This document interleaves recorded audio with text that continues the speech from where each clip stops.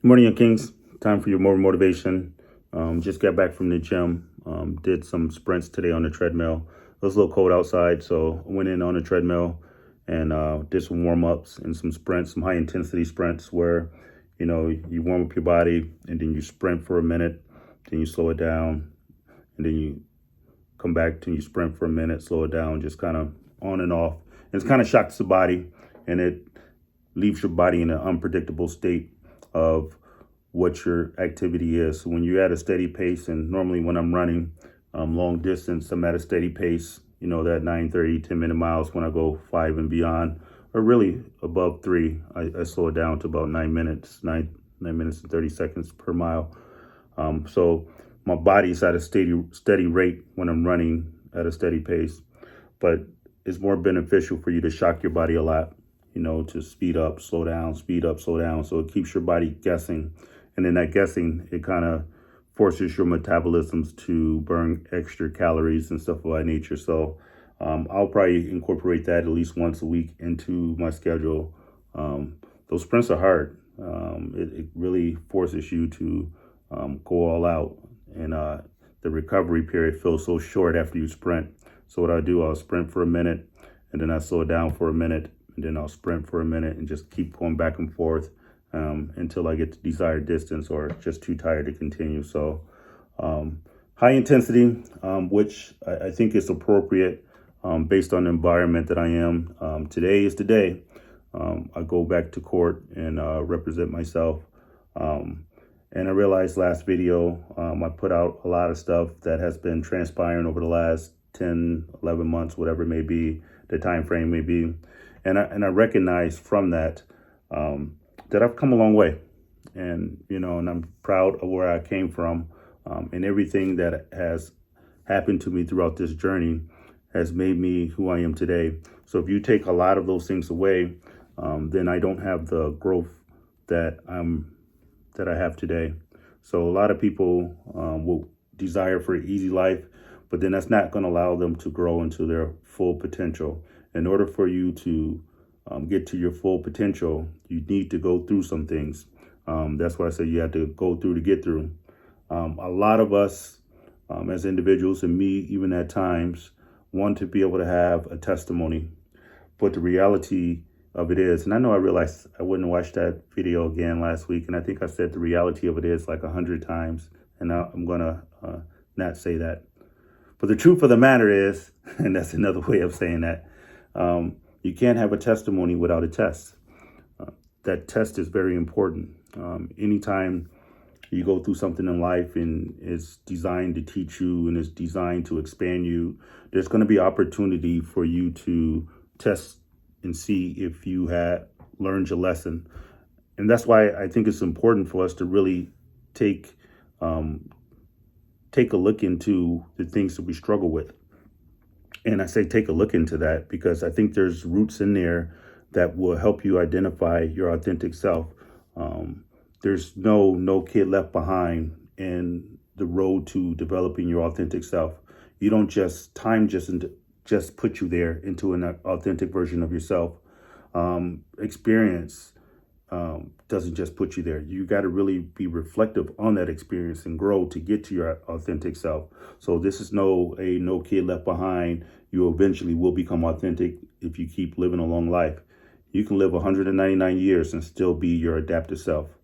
And you can live as little as 8 years old and realize that you're different and start living into your authentic self. So this is not an age span that would decide when do you transition from adaptive self into your authentic self. This takes intentional effort. So I say look into everything that you struggle, because in those struggles you'll realize there's tests, and you cannot go to the next stage until you pass that test.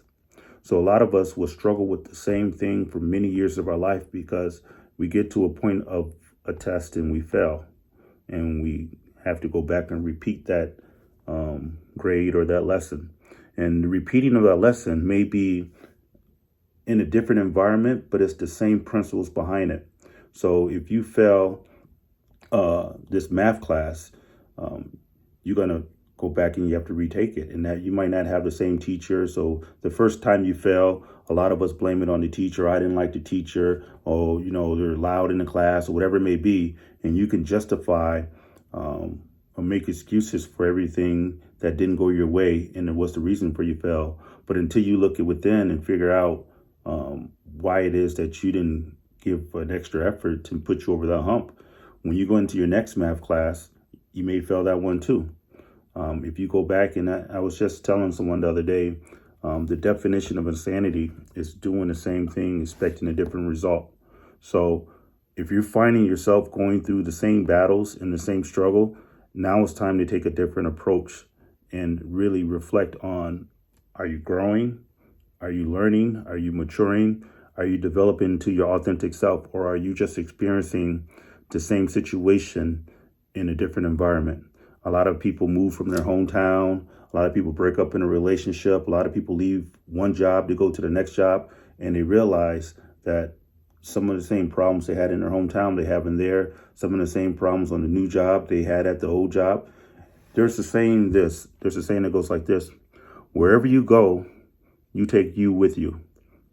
So until you become your authentic version of yourself, and you can be transparent with yourself across all spectrums, you're just going to transport this lesson into a new environment, but you haven't passed that class yet to be able to, really graduate to the next one.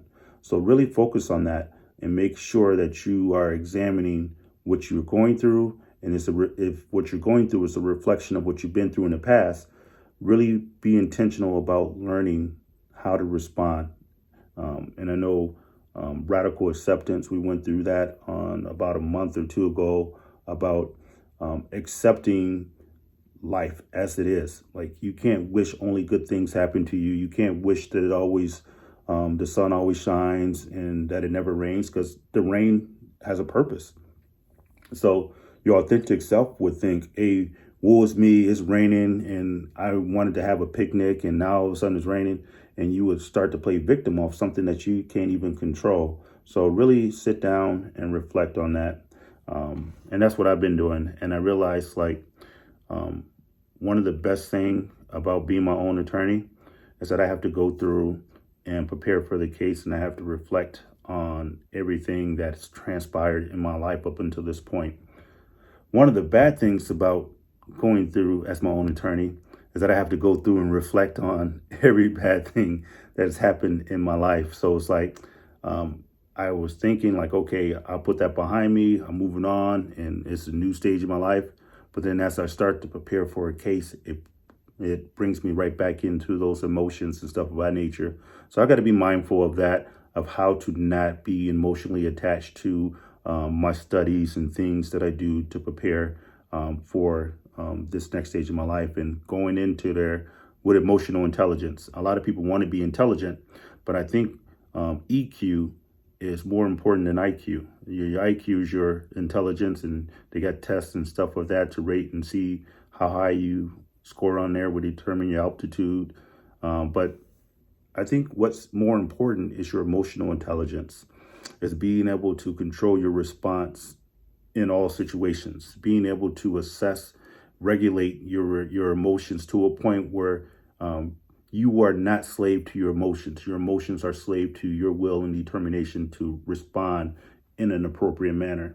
And me, at times, there's been times that I've been slave to my emotions. And if you're honest with yourself, there's been environments where your emotions take over, and that should never be. Your emotions are fickle. It could be happy today and down tomorrow. It can be down for 3 weeks based off something you perceive to be unjust. But that doesn't mean that you have to listen to your emotions. You have to have a bad 3 weeks.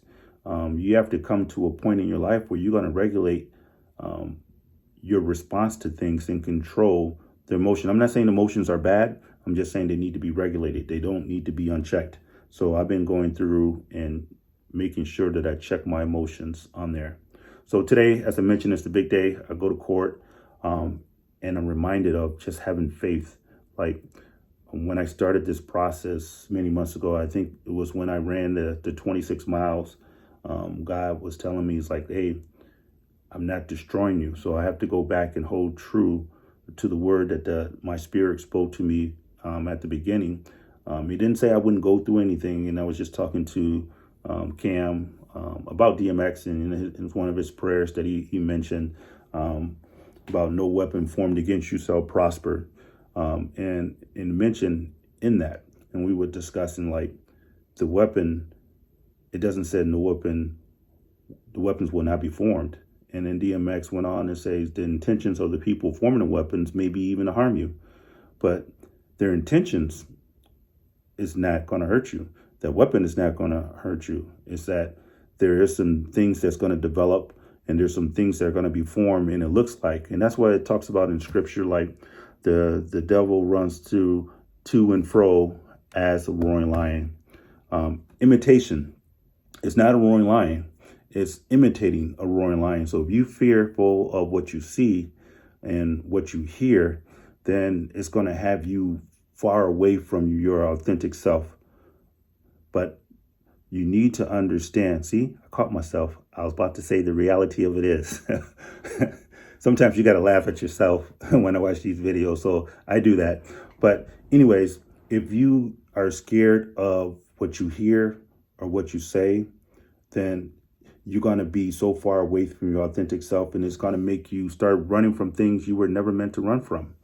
It's going to start making you pause when you're supposed to be press and go. So don't listen to everything you hear. Don't listen to what people say. The benefits of thinking, like God has blessed us each with a brain. And sadly, a lot of us have surrendered our ability to think to our ability to be influenced. And I say that to say this, like, we are more influenced by other people say and what other people do than we are about analyzing our own thoughts. People are not thinking for themselves anymore. They're regurgitating thoughts of other people. They're repeating something they heard on social media, something they heard on the radio, but they're not going into the depths and researching the thing for themselves. So people are being lazy. And if you're lazy, you can never get to your authentic version of yourself. This takes hard work. It takes dedication. It takes intention. And that's all the things that lazy want to avoid, all that hard work. So laziness, you cannot be lazy in your mental capacity to think for yourself. You have to be able to use your brain. As the Goody Mob said, use those tools between your torsos. I mean, like this thing in the middle, and thank God I got a big one. Don't let people think for you. Think for yourself, and don't just listen to what's being said. I even go a step further. Not only do your research, but you got to research your researchers. Meaning, like, you got to understand what was their motive behind publishing this. Because some people come up with a train of thought, and then they go look for supporting facts to justify that and ignore anything that's contradictory to that. And if you just receive that portion of their study and research, then you're just getting an incomplete, picture. Just like some people identify themselves as Republicans, some as Democrats, and some as independent. And I say they're all flawed. They're all got good points, and they all got horrible points. I mean, they're all human. They're all capable of presenting ideals that would be detrimental to us as individuals and as a community. So it's not like one is solely righteous and the other is not. Think for yourself. Being able to decide and to come to yourself and realize, you know what, I don't agree with that. Or I agree with that, but I don't agree with that. And you can have that in the same conversation where you can take a point from someone like, yeah, that makes sense. And then the next sentence is like, oh, no, you lost me there. And a lot of people are afraid to step back from there. So how do we get there? I don't know. But back to the authentic self, I'm at a stage in my life where it's like faith. And I said in a few videos, it's like faith is like coming to the edge of a plank or a cliff, and there's nothing but darkness out there, nothing but darkness. And it's taking the next step, jumping out into the darkness and realizing one or two things are going to happen. Either God is going to catch you, or he's going to teach you how to fly. But you got to jump to realize, like, all right, I'm jumping into the hands of the Most High. He's going to catch me, or he's going to teach me how to fly. But what you can't do is stay on the edge and not make any movement and not have any progress and stay stagnant. There's going to be opportunities for you to take that jump. And being authentic, I'm asking you to take that jump. Because if you jump and you just put yourself out there, you're going to find yourself growing. You're going to find yourself developing. Like, these things that are coming against you, they're not here to destroy you. They're not here to really punish you. Like, there are some consequences behind bad decisions. But as I mentioned before, I can't fail. Like, even when I fail, I successfully find out something that didn't work so I can begin again more intelligently. So if you even learn from that failure, then that failure wasn't in vain.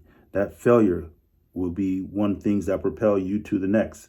And if you look at some of the people in history, they failed. Michael Jordan was cut. Steve Jobs was fired.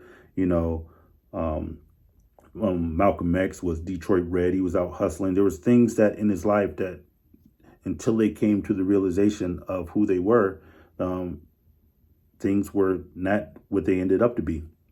So if anybody takes a snapshot of your failure at that point in time, don't let them judge you and keep you hostage to that picture, because you're still being developed. Like the Polaroid, and you used to take the Polaroid and you used to come out the bottom of the camera and you used to have to fan it or let some air get to it until it was fully developed. But if you looked at it right at the end after it was taken, you're like, hey, this camera's not working. But some time has to time has to elapse before the things start to develop into what it was meant to be. And that's the same with us in this journey. Like, we win in the end. Like, this is not here to destroy us. This is here to make us better. So with that being said, it's going on 17 minutes. The one thing I want you to explore today, as far as developing to your authentic self, is to examine your doubts. Like, what are you doubting about yourself, about your situation, about your life? Examine your doubts in there. And because doubts is tricky, sometimes it can make you feel like you need to know everything before you begin. And if you know everything before you begin, then you're beginning too late. Like, some things you're going to have to move past your doubts to get to your authentic self. Don't be the one, in the Bible they call doubting Thomas. Thomas was one of the ones when Christ was crucified and he didn't believe the reports. And he says, hey, look, I seen the man when he was alive, but he's dead now. So regardless of what you say, I don't want to believe it until I see him. And, when Christ ascended and came back to him and he showed him that he had ascended, he says, great is that you believe, but even greater to those who believe without seeing. And that's why they talk about faith is the substance of things hoped for and evidence of things not seen. Like, in order for you to really get into faith, you got to start before you know if you're capable of finishing. And in order for you to start in that manner, you're going to have to move past your doubts. I was reading over, I keep looking, it's like doubts can be like breadcrumbs that lead you to your authentic self. Examine your thoughts, your behavior, your emotions, and your experience. What are your doubt about things? Like, I'm going into court. There's a lot of doubts I have about being a black man going into the court system and in a feminist environment and being accused of some things. So it's like, but I serve the Most High. And that leads me to, like, whose report, who am I going to put my faith in? Not in the judicial system or the court system. My faith is in God. Like, for me to jump, regardless of what happens, if he's going to catch me, he's going to teach me how to fly. But I'm available for both. I believe I can fly. So with that being said, I'm going to close out on this because I was going in Jeremiah today. And I think it matched up with what I was reading about doubts. So in Jeremiah 1:5, it says, before I formed you in your mother's womb, I knew you. And before you were born, I consecrated you. Meaning, like, the plans were already established before I even arrived here on planet Earth. Like, this day was preordained that I would experience this. Now it's up to me to live it out and either get bitter or become better by it. So this is not a surprise to guys, because he says, before I was born, before I was formed in my mother's womb, and it says, I've appointed you a prophet to the nation. And then I said, alas, to the Lord, behold, I do not know how to speak. So God is speaking to Jeremiah, telling him, look, hey, I'm with you. And then Jeremiah immediately communicates back to God doubts about his ability. And then in verse 6 it says, then I said, alas, Lord God, behold, I do not know how to speak, because I am youth. But the Lord said to me, do not say I am youth, because everywhere I send you, I shall go. So it's like God was like, it's not depending on you. Like, you so arrogant that you think that I formed you because you were great. God is telling him, no, I formed you because I was great. And everywhere I go, I'm going to go with you. Everywhere I send you, and I'm going to go. And he says, and all that I commanded you, you shall speak. Do not be afraid of them, for I'm with you to deliver you, declares the Lord. And believe me, that spoke to my heart today, because I have to go where I've been summoned to go. And I'm taking the Most High with me. And then the Lord stretched out his hand and touched his mouth. And the Lord said to me, behold, I have put my words in your mouth. See, I have appointed you this day over the nations and over the kingdoms, to pluck up and to break down, to destroy and to overthrow, and to build and to plant. So what I'm going through is not just for me. There's a seed in this that's going to bless somebody, maybe by these videos, or maybe by my testimony of going through this many years down the line. So I'm just a vessel to be a blessing to someone else. And it may happen in my lifetime. It may happen after my lifetime. And then it goes on to Jeremiah, and it says, the word of the Lord came to me saying, what do you see, Jeremiah? And I said to him, I see a rod and an almond tree. And the Lord said to me, you have seen well, for I'm watching over my word to perform it. Like, he doesn't just say it, he's watching over it to perform it. Then the word of the Lord came the second time, says, what do you see? I see a boiling pot facing away from the north. The Lord said to me, out of the north the evil will break forth, and the inhabitants of the land. For behold, I am calling in all the families of the kingdoms of the north, declares the Lord, and they will come to me, and they will set one his throne at the entrance in the gates of Jerusalem, and against its walls, and around about, and against the cities of Judah. And I will pronounce my judgments on them concerning all their wickedness, whereby I have forsaken me and have offered sacrifices to their other gods. So he's like, hey, he's doing all this for a purpose. He's putting them in an environment that there's evil going to be around them. But he says they're not going to overtake you, because I am with you. And then the last thing it starts at verse 18. And this is why I received it for my court day today. It says, now behold, I have made you today a fortified city, and a pillar and an iron as walls of bronze against the whole land. The kings of Judah and his princes and his priests and his people of the land, they will fight against you, but they will not overcome you, for I am with you to deliver you, declares the Lord. In order for you to develop into your authentic self, it's going to take intervention from the Most High. I mean, like, according to my faith, goes back to Genesis, when God says he created us, created man, and he looked and said it was very good. So, and he created us in his image. So in order for us to return back to our authentic self, we got to be able to change our image. And I was about to say it again, the reality of it is, I'm going to get that out. But in order for us to do that, we got to change our reflection. And in order for us to do that, we got to change the way we behave and we respond to things. In order for us to do that, we got to learn how to forgive and move on and not become bitter. In order for us to become authentic, we got to stop doubting. Stop doubting ourselves.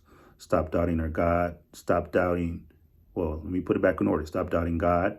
Stop doubting ourselves. Stop doubting our experience. Stop doubting the purpose of our trials. This is not a trial-free life. Expect it. Grow from it. Don't doubt it. Don't run from it. Embrace it. Be well, young kings.